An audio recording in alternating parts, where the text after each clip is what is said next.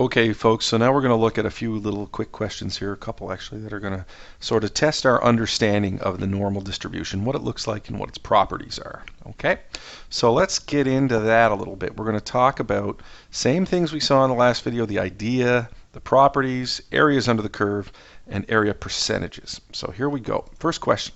It says, which histogram of the four we have here most likely represents a data set that is sampled from a normal distribution?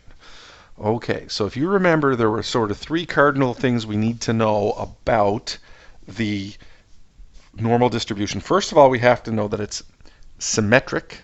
It has to be unimodal, meaning one major peak, and it's got those certain percentages that we had to remember. Okay, so if it's unimodal and it only has one peak, and I look at these four options they gave me for this question here, oops, wrong question.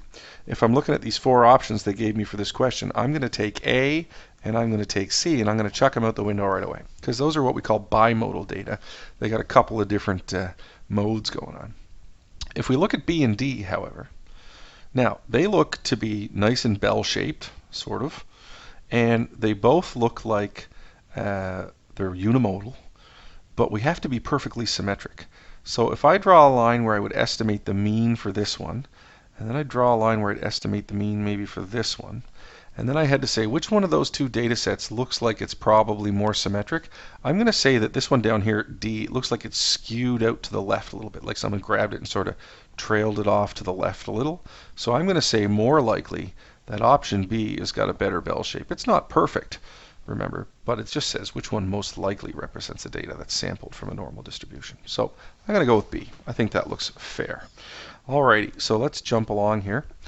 It says it's determined the lengths of the population of Atlantic salmon in Gander Lake, Gander's a nice town, are normally distributed. Okay, if there are approximately 1,500 salmon, okay, in the lake at a given time, how many of them are within 1, 2, and 3 standard deviations of the mean?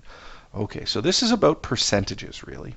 Let's remember that if they're normally distributed, and I had a really big sample, which 1,500 is, okay, and we know that if I draw sort of these categories that break up my normal curve into 1, 2, and 3 standard deviations away from the mean, within 1 standard deviation of the mean, I should have 68% of all of those salmon. Within 2 standard deviations of the mean, if you remember, we should have 95%. So that goes up really quickly of all of those salmon. And if I'm within 3 standard deviations of the mean, we got to remember, we should have 99.7. So that's a lot. 99.7% of all the salmon in the lake. So all we sort of got to do is figure out what are 68, 95, and 99.7% of our population, which is 1,500.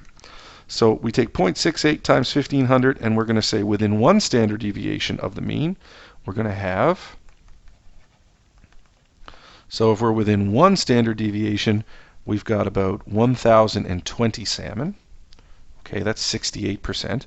If we're within 2 standard deviations, we got 95% of that. So that's going to be 1,425 salmon. So that's almost all of them, really, isn't it? But within 3 standard deviations, we're going to be very close to all of them. Let's see, 0.997 multiplied by 1,500. We've got 1,495 and a half salmon.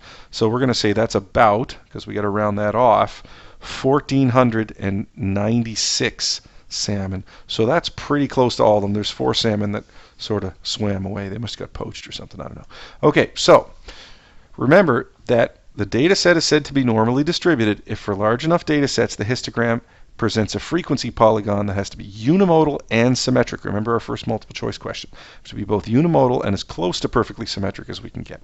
And when the data are distributed normally, the percentages of data values falling within 1, 2, or 3 standard deviations are, and this one should be, 68%, 95%, or 99.7%. Get those numbers in your head. You got to know them. All right, hope that's helpful. See you in the next one.